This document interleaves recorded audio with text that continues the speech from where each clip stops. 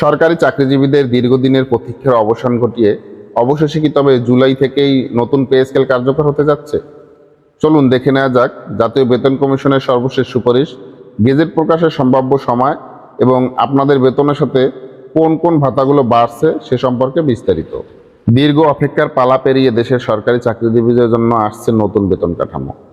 যদি সবকিছু ঠিকঠাক থাকে এবং আগামী পরিকল্পনা অনুযায়ী কাজ এগোয়, তবে চলতি মাস থেকেই নতুন পে স্কেলের কার্যকারিতা শুরু হওয়ার জোরালো সম্ভাবনা রয়েছে।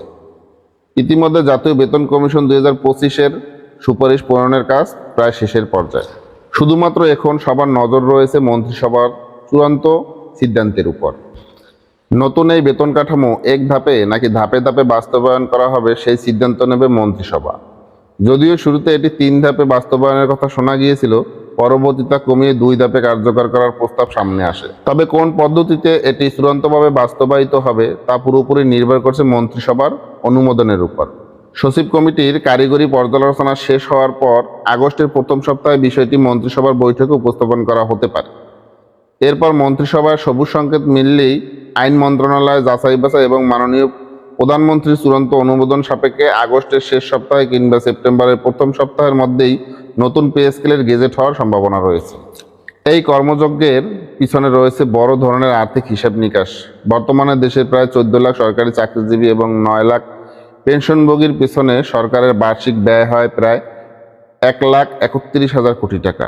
নতুন পে স্কেলে পুরোপুরি বাস্তবায়িত হলে অতিরিক্ত প্রায় আরও 1,06,000 কোটি টাকার দরকার। এই বিপুল পরিমাণ অর্থের যোগান কিভাবে দেওয়া হবে সে বিষয়ে মন্ত্রিপরিষদে বিস্তারিত আলোচনা হওয়ার কথা রয়েছে। তবে সরকারি চাকরিজীবীদের জন্য সুখবর শুধু মূল বেতন বৃদ্ধিতেই সীমাবদ্ধ নয়। নতুন প্রস্তাব অনুযায়ী মূল বেতনের পাশাপাশি বাড়ি ভাড়া, চিকিৎসা ভাতা, শিক্ষা ভাতা এবং যাতায়াত ভাতা সহ বিভিন্ন আর্থিক সুযোগ সুবিধা পুনর্বিন্যাসেরও সুনির্দিষ্ট সুপারিশ করা হয়েছে। অর্থাৎ বেতন বাড়ার পাশাপাশি অন্যান্য ভাতাতেও বড় ধরনের ইতিবাচক পরিবর্তন আসতে পারে। এদিকে বসে নেই অর্থ বিভাগও।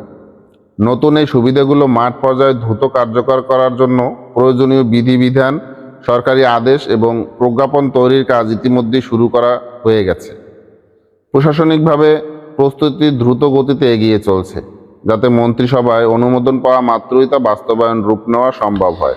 এখন কেবলই অপেক্ষা মন্ত্রিসভার চূড়ান্ত অনুমোদনের, যা দেশের লাখ লাখ চাকরিজীবীদের ও পেনশনভোগীদের জীবন নিয়ে আসতে পারে বহু কাঙ্ক্ষিত এক নতুন অধ্যায়।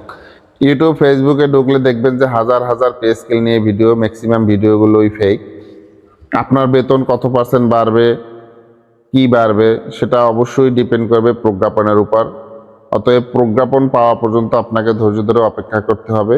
প্রজ্ঞাপন পাওয়ার পরেই বেতন কত % বেড়েছে এটা আপনি সম্পূর্ণ শিওর হতে পারবেন। তাই সে পর্যন্ত অপেক্ষা করুন, আর অবশ্যই আমার চ্যানেলটি সাবস্ক্রাইব করে আমার সাথেই থাকবেন। ধন্যবাদ, দেখা হচ্ছে পরবর্তী ভিডিওতে। সে পর্যন্ত ভালো থাকবেন, সুস্থ থাকবেন। আল্লাহ হাফেজ।